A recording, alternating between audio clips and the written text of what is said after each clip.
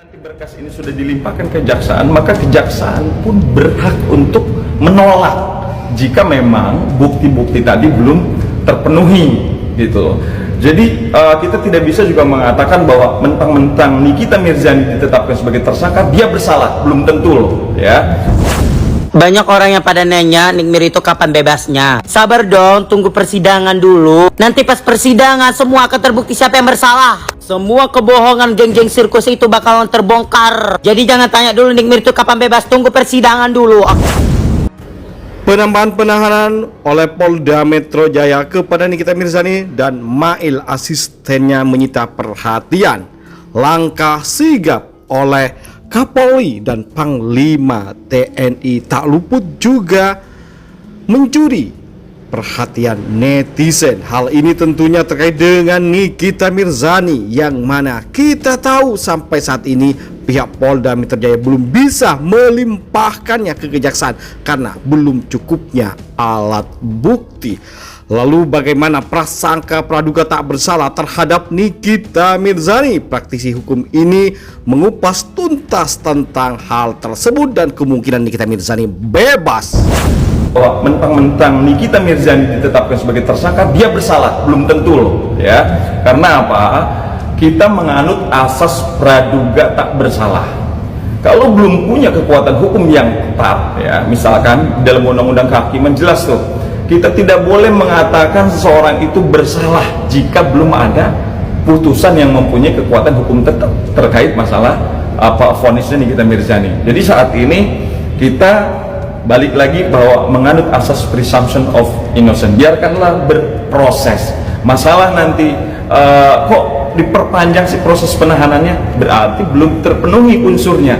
Kalau juga nanti masa proses penahanan ini sudah selesai dan tidak terpenuhi unsurnya, maka bisa aja Nikita Mirzani itu bisa bebas, gitu loh, jika memang tidak terpenuhi unsur tindak pidananya. Apalagi misalkan saat ini lagi beredar buktinya itu diambil secara tidak legal evidence, ya kan, itu kan bisa menjadi masalah juga, gitu loh.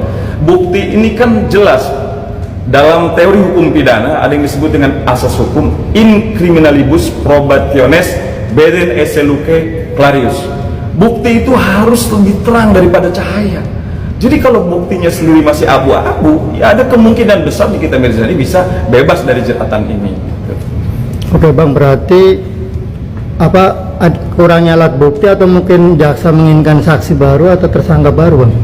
Udah pasti, ya. Udah pasti ada bukti yang belum membuat keyakinan daripada jaksa itu bahwa cukup, ya. Artinya tindak pidana yang dilakukan oleh Nikita Mirzani saat ini masih menurut hakim, menurut jaksa masih belum cukup, sehingga diperpanjanglah proses penahanannya, gitu loh. Maka di dalam pasal 184 KUHP kan jelas tuh bahwa alat bukti itu ada 5. Yang pertama adalah keterangan saksi, yang kedua keterangan ahli, keterangan terdakwa, yang keempat adalah surat, yang kelima adalah petunjuk. Nah ini harus saling berkaitan, bukti yang satu dengan bukti yang lain. Nah ini yang akan menjadi petunjuk bagi jaksa ataupun kepolisian untuk menetapkan seseorang ini tersangka, ya kan. Bahkan nanti proses selanjutnya adalah menjadi terdakwa, gitu loh. Nah jadi ini adalah satu proses yang wajar ketika terdakwa atau tersangka ini masih dalam proses sebelum munculnya vonis, ya, di persidangan atau di peradilan, gitu loh. Jadi ada kemungkinan bukti yang dimiliki saat ini oleh pelapor atau oleh kepolisian itu masih belum cukup untuk menjerat seorang Nikita Mirzani bersalah atau tidak, gitu. Jadi kalau saya menilai ada kemungkinan kalau juga terus diperpanjang dan unsur pidana yang tidak terpenuhi, maka dia bisa bebas. Telah melanjutkan atau melakukan perpanjangan penahanan terhadap kedua tersangka, saudari NM dan saudara IM.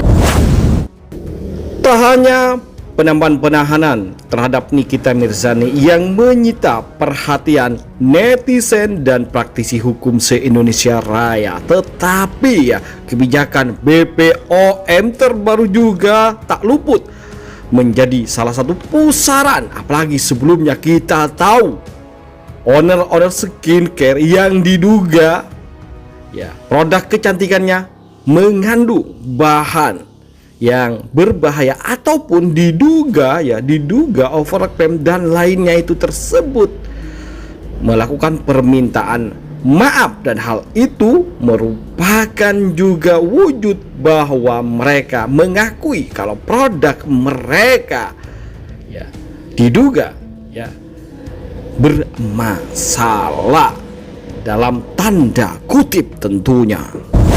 Wabarakatuh. Saya Dr. Reza Gladys. Saya Dr. Atoba Mufid. Pertama, saya ucapkan terima kasih banyak kepada dokter detektif yang telah mereview salah satu produk kami. Saya mohon maaf dan saya akan memperbaiki. Saya di sini meminta maaf sebesar-besarnya atas kesalahan yang telah kami perbuat, atas kesalahan produk kami yang overclaim.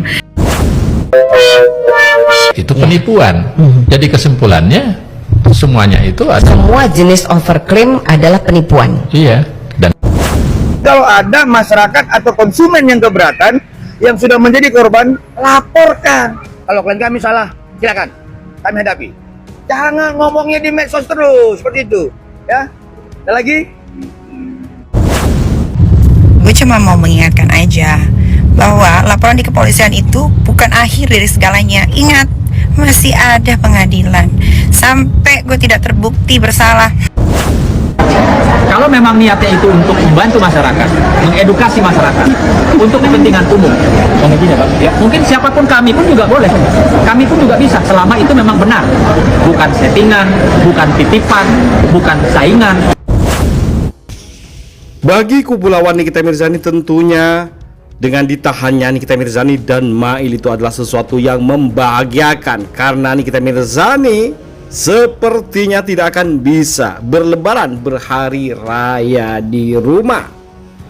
Hal tersebutlah yang akan memantik kemarahan Nikita. Seandainya Nikita Mirzani nantinya bisa lepas dari jerat hukum, mereka semua harus bersiap-siap berurusan dengan Nikita Mirzani, sebagaimana ia telah menyampaikan sebelumnya. Apabila tidak terbukti, maka tidak tanggung-tanggung Nikita Mirzani akan menuntut Dr. Reza Gladys dengan harga yang fantastis, yakni bertriliun-triliun tentunya, karena dianggap telah mencemarkan nama baik dan merugikan dirinya.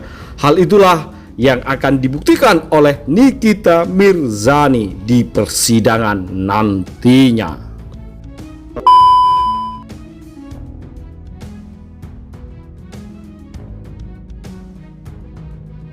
Bagaimana menurut kalian guys? Jangan lupa kasih komentar, like, dan masukan agar tambah seru keuangan mereka berdua yang selalu akan kita sajikan kabar terbaru terupdate tentang selebriti tanah air dan mancanegara yang bakal bikin kita semua happy, senang, dan update akan kabar berita terbaru tentang mereka tentunya.